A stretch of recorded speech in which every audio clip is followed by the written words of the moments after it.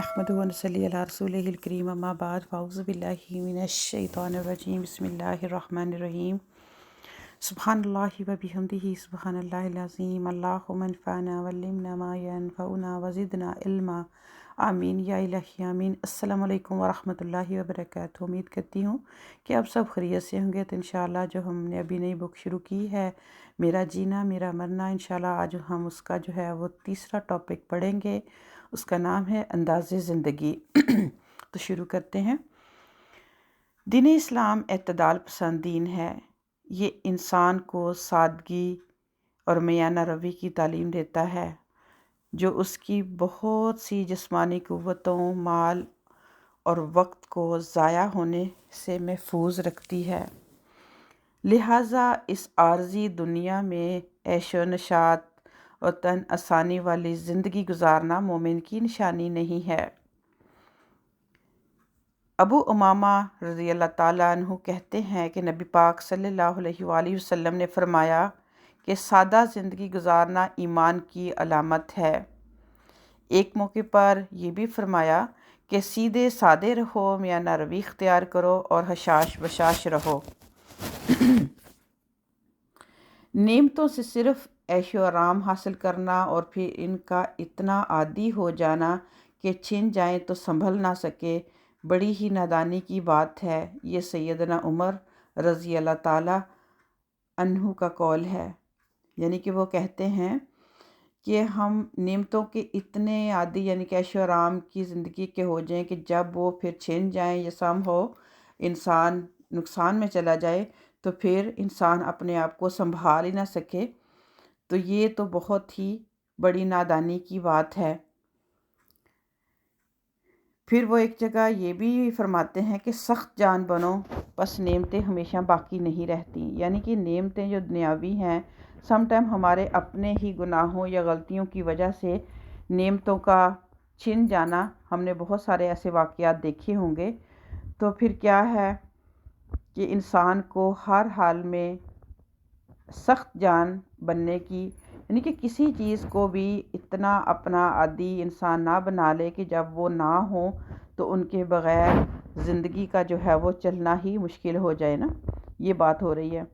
ضروریات زندگی کو بڑھاتے ہی چلے جانا، وسائل کے ہوتے ہوئے بھی ان کو محدود رکھنا انسان کے اپنے اختیار کی بات ہے۔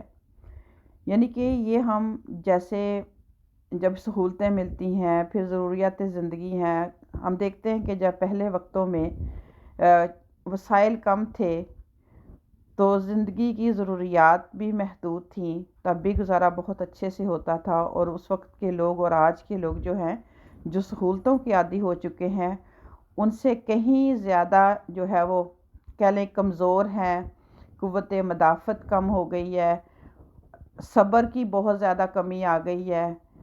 تو بہت ساری جو چیزیں ہیں وہ جب کہ انسان نے آگے سے آگے اپنی خواہشات کو بڑھاتا گیا، ضروریات زندگی کو ان لمیٹڈ کر دیا، تو پھر کیا ہوا کہ وہ جیسے جیسے وہ بڑھتی جا رہی ہیں اور انسان کی پریشانیاں بھی بڑھتی جا رہی ہیں۔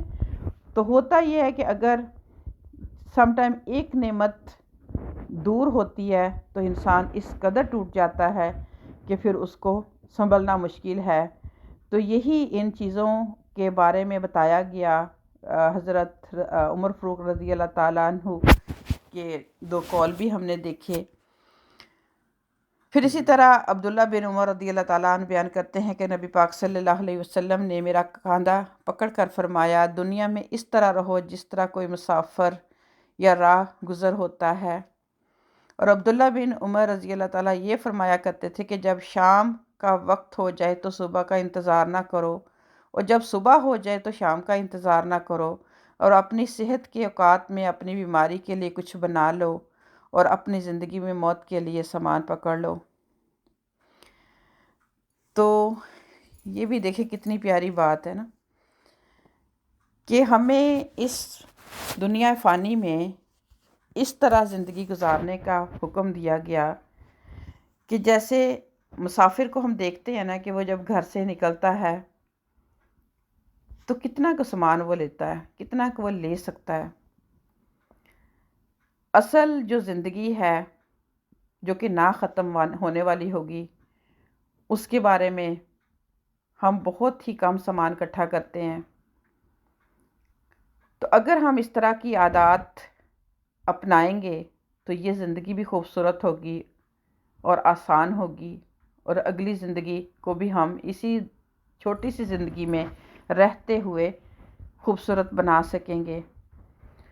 جیسے بھی یہاں پر جو ہے اکثر یہ چیز ہے کہ انسان کی جب اچھی صحت ہوتی ہے تو اس وقت انسان ادھر ادھر چیزوں کی جو ہے وہ قدر نہیں کرتا، اور اپنی فضولیات میں اس انرجی کو، اس صحت کو گوا دیتا ہے، چاہے وہ حقوق اللہ ہے، چاہے وہ حقوق العباد ہے۔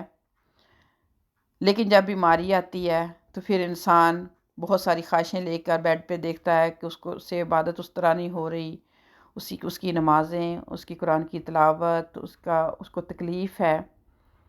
تو اسی طرح سیم تھنگ، چھوٹی سی زندگی جو ہے، اسی میں رہتے ہوئے موت کا سامان، برزخ کی زندگی کا سامان، وہ جو گھر دنیا کے گھروں میں آخری اور آخرت کے گھروں میں پہلا گھر جو کہ قبر، برزخ کی زندگی، اس گھر کو کیسے روشن کرنا ہے، کیسے اب کھلا کرنا ہے، کیسے ٹھنڈا بنانا ہے، اس کا ٹائم آج ہے ہمارے پاس۔ اللہ سبحانہ و تعالیٰ سے دعا ہے کہ اللہ تبارک و تعالیٰ ہمیں دین اسلام کے مطابق انداز زندگی جو پسند کیا گیا ہے، اعتدال کا دین ہے، اعتدال کی زندگی کو پسند کیا گیا کہ ہر چیز میں میانہ روی، کسی بھی چیز میں ایکسٹریم پر نہ جائیں۔